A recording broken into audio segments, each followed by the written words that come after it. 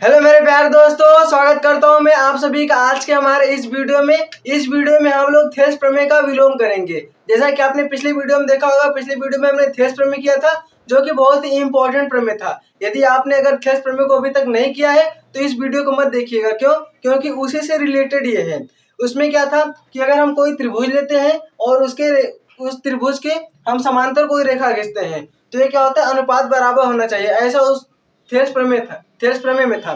लेकिन आज क्या है, इस प्रमेय को देखिए, प्रमेय 6.2, इसे हम बोलते हैं थेल्स प्रमेय का विलोम। क्या है कि यदि एक रेखा किसी त्रिभुज की दो भुजाओं को एक ही अनुपात में विभाजित करे तो वह तीसरी भुजा के समांतर होती है। बिल्कुल उसके विलोम में उसका उल्टा है। कैसे है? यहाँ पर यदि एक रेखा किसी त्रिभुज की दो भुजाओं को एक ही अनुपात में विभाजित करे, यानी किसी त्रिभुज की दो भुजाओं को एक ही अनुपात में विभाजित करे। अगर एक भुजा हम ये ले और एक भुजा अगर हम ये ले, इसे एक ही अनुपात में विभाजित करें, यानी कि हम ऐसे कोई रेखा खींचे, इसे एक ही अनुपात में विभाजित करें, इसे हम a/b और इसे CD मान ले, यानी क्या बोल रहा है कि एक ही अनुपात में विभाजित करें तो क्या ये हो सकता है वो तीसरी भुजा के समांतर हो? क्या हो? समांतर हो, तीसरी भुजा के समांतर, यानी कि ये भुजा इस भुजा के समांतर हो। ऐसा हमें सिद्ध करना है इस क्वेश्चन में। तो आइए अब इस क्वेश्चन को स्टार्ट करते हैं, इसे कैसे हल करेंगे। ये भी देखिए बहुत ही इंपॉर्टेंट है, थेल्स प्रमेय के जितना ही।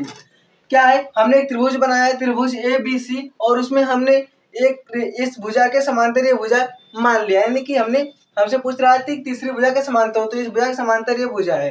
क्या है, एक ही अनुपात में विभाजित कर दे। तो पहले हम क्या लिखेंगे, ऐसे जब क्वेश्चन प्रमेय आए तो उसमें हम पहले लिखते हैं कि दिया क्या है, सिद्ध क्या करना है। अगर कोई रचना करना हो तो रचना करते हैं, फिर उसके बाद उपपत्ति यानी कि हल करते हैं। तो पहले हम क्या लिखेंगे, दिया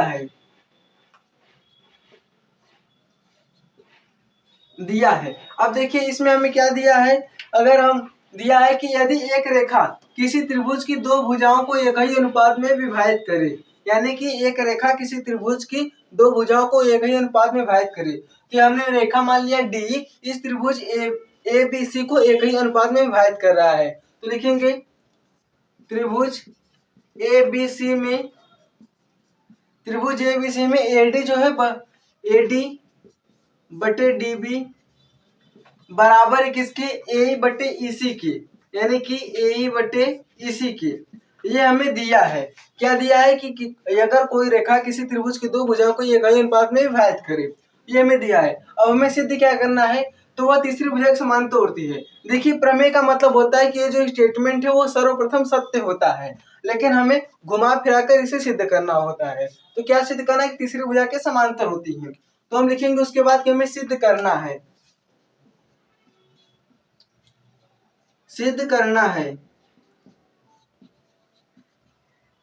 तो देखिए यहाँ पर क्या सिद्ध करना है, यहाँ पर सिद्ध करना है कि वो तीसरी भुजा के समांतर होती है, यानी हमारी भुजा क्या है, BC, और इसके समांतर है DB। सिद्ध करना है हमें BC समांतर क्या है, DE। BC समांतर क्या है, DE। ये हमें सिद्ध करना है। अब हम यहाँ पर क्या करेंगे कि एक रचना करेंगे। हमें सिद्ध करना है DE समांतर है BC के, तो हम एक रचना करेंगे कि इस BC को इसके समांतर, BC के समांतर हम कोई एक रेखा खींच लेंगे, मान लेंगे। क्या करेंगे, BC के समांतर एक रेखा हम DE डैश खींचेंगे। क्या, DE डैश। हमने BC के समांतर एक रचना की है, और ये देखिए यहाँ पर ही होगा, इसको थोड़ा सा ऊपर या फिर थोड़ा सा नीचे कर दें। और उसके बाद हम क्या करेंगे कि हम ऐसा इसमें कुछ करें कि ये जो E डैश बिंदु है ना, उसे हम E पर ही दिखा दें।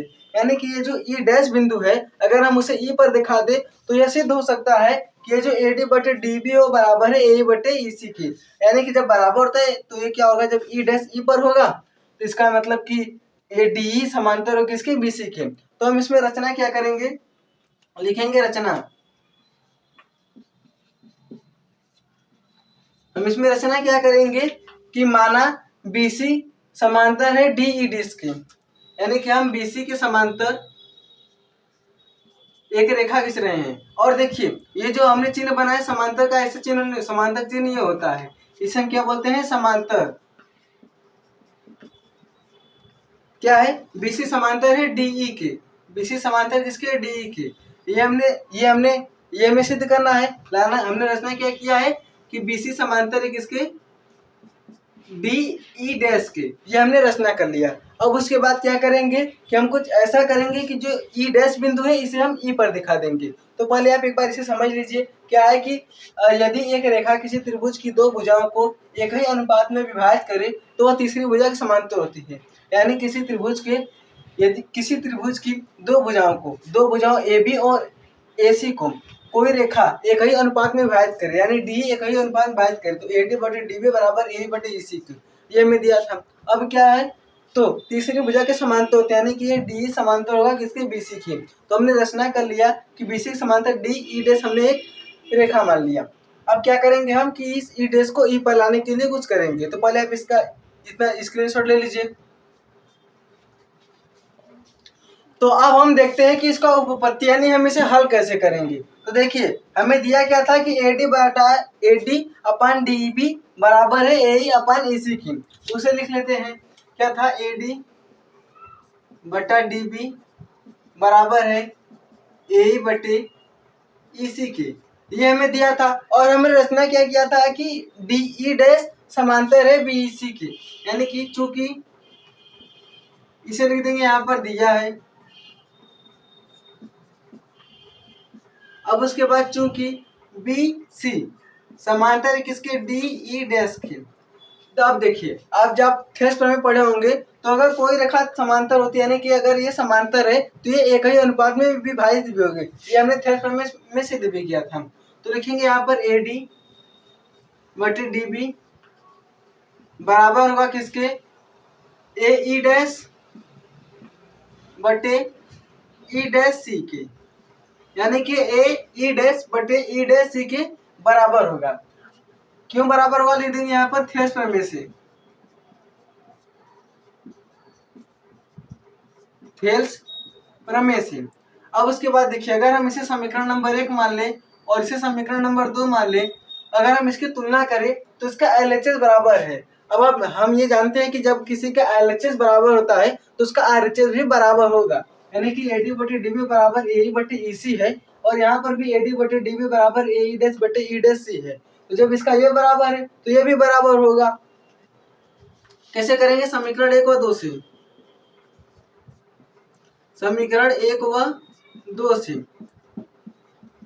अब जैसे देखिए, अगर आपको नहीं समझ में आ रहा है तो ये देखिए, अगर रोहन सोहन के बराबर है और यही रोहन मोहन के बराबर है, तो क्या ये सोहन और मोहन का हाइट बराबर नहीं होगा। अगर रोहन की हाइट सोहन की हाइट के बराबर है, यानी इसका 5 है, इसका 5 फुट हाइट है और इसका भी 5 फुट हाइट है, और इसका 5 फुट है और रोहन मोहन के बराबर यानी कि इसका 5 फुट हाइट है, तो ये इसका और इसका बराबर नहीं होगा। वैसे यहाँ पर अगर ये इसके बराबर है और यही इसके बराबर भी, यानी कि ए डी बटे डी बी बराबर है ए बटे ए ई डैश बटे ई डैश सी के, तो ये भी क्या होगा, आपस में बराबर होगा। तो क्या लिखेंगे हम, ए ई बटे ई सी बराबर होगा किसके, ए ई डैश बटे ई डैश सी के। अब देखिए हमारा आ गया। अब हम इसमें क्या करेंगे कि इसको पलट कर दोनों तरफ एक जोड़ देंगे। ये देखिए क्या करेंगे, इसको पलट देंगे तो ई सी बटे हो जाएगा ए ई सी बटे ए ई बराबर हो किसके, ए ई डैश बटे ई डैश सी के। अब इसमें क्या करेंगे, हम दोनों साइड एक जोड़ देंगे, इधर भी +1 कर दीजिए और इधर भी +1 कर दीजिए। अब हम इसे जोड़ेंगे तो क्या होगा, देखिए अगर हम इसे जोड़ेंगे तो पहले हम इधर LHS लेंगे। LHS क्या आएगा, ए ई, और इस ए ई का गुणा हम इधर करेंगे तो होगा ए ई प्लस ई सी बराबर हो किसके, यहाँ पर अगर हम जोड़े तो अगर इसका हम LHS ले तो आएगा ई डैश सी, और ए ई डैश यहाँ पर हो गया ए ई डैश प्लस, उसके बाद क्या आया, इसका गुणा इसमें कर देंगे तो ई डैश सी आ गया। अब आप देख रहे होंगे कि ए ई बटे ई सी, यानी कि ए ई बटे ई सी, अब यहाँ से यहाँ तक और यहाँ से यहाँ तक ए ई बटे ई सी, ये बराबर होगा ए सी के। इसे देखिए, ए ई था, यहाँ से यहाँ तक क्या है ए, और ये क्या है ई है, और फिर उसके बाद ये हमारा ई है, और इसके बाद क्या है ई सी, यानी कि ए ई प्लस ई सी को अगर हम जोड़ेंगे तो ए सी के बराबर हो जाएगा। यहाँ पर हम क्या लिखेंगे, ऊपर ए सी बटे ए ई। अब ये बराबर हो किसके, ए ई डैश। अब ये देखिए यहाँ पर भी वैसे ही होगा, यहाँ पर भी देखिए वैसे ही होगा। कैसे, ये है हमारा, फिर उसके बाद ये है, यानी ये हमारा ए हो गया, और ये क्या है ई डैश, और ये ई डैश और ये सी, यानी कि A E dash plus E dash C ये भी बराबर हो किसके ए सी की। तो ये किसके बराबर होगा ए सी की बटे क्या आ गया हमारा ई डैश सी। अब इसको आपस में पलट देंगे, हमने यहाँ पर पलटा था एक जोड़ने के लिए और फिर वापस पलट देंगे। तो पलटेंगे तो क्या होगा ए ई बटे ए सी बराबर ई डैश सी बटे ए सी। अब देखिए हर इसका बराबर है तो कट जाएगा, जैसे हम देखते हैं 2/5 बराबर है 3/5 की, तो ये कट जाता है, वैसे ये भी क्या होगा कट जाएगा। तो क्या आएगा हमारा ए बराबर होगा ई डैश सी की। क्या हो गया ए बराबर ई डैश सी के। अब आप यहाँ पर देख पा रहे होंगे, इसे हटा देते हैं। क्या है हमारा ये जो ए बराबर है ई डैश सी के, यानी कि यहाँ से ए बराबर है ई डैश सी के। अब जब ये दोनों बराबर है तो हम कह सकते हैं कि यानी कि जो ई बिंदु होगा वो किस पर ही होगा सी पर होगा। उसके बाद यहाँ पर देखिए चूंकि ए किसके बराबर है ए ई किसके बराबर है ई डैश सी के, इसलिए ई बिंदु ई डैश पर होगा, ई डैश पर होगा। जब ए बराबर ई डैश सी है तो जो हमारा ई बिंदु होगा ई डैश पर ही होगा, तभी तो आपस में बराबर है, नहीं तो बराबर होता ही नहीं। अब हमने रचना क्या किया था, रचना किया था कि जो बी सी है वो बराबर है ई डैश डी ई डैश के।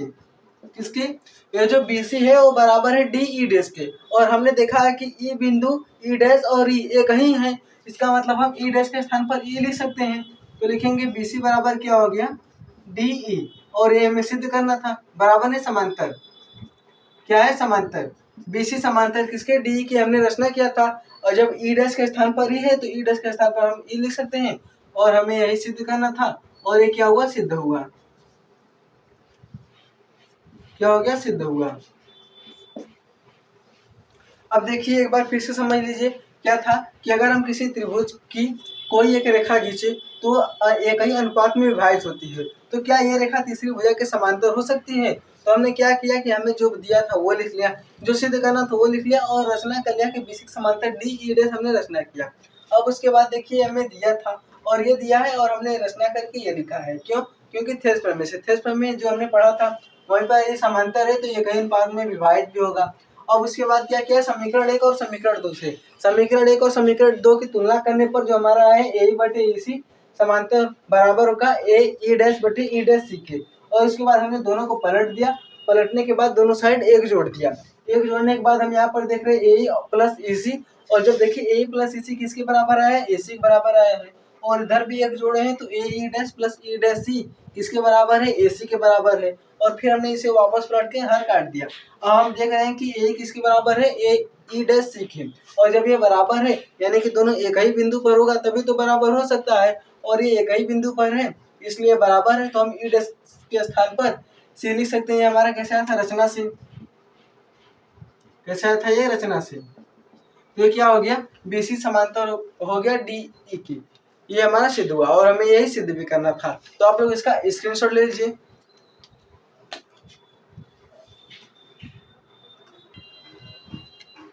तो आई होप दोस्तों कि आप लोगों को थेस प्रमेय समझ में आया होगा। थेस प्रमेय का विलोम देखिए, जो थेस प्रमेय है और ये थेस प्रमेय का विलोम दोनों ही आपके परीक्षा के नजरिए अगर हम देखें तो बहुत ही इंपॉर्टेंट है, तो आप इस दोनों को अच्छे से तैयार कर लीजिएगा। आपने अगर उसे नहीं देखा तो उसे भी देख लीजिएगा, और ये तो आपको तैयार हो ही गया होगा। तो हम मिलेंगे आपसे अगले वीडियो में, और इसके साथ हम क्या करेंगे प्रश्नावली 6.2 को करेंगे। तब तक के लिए धन्यवाद।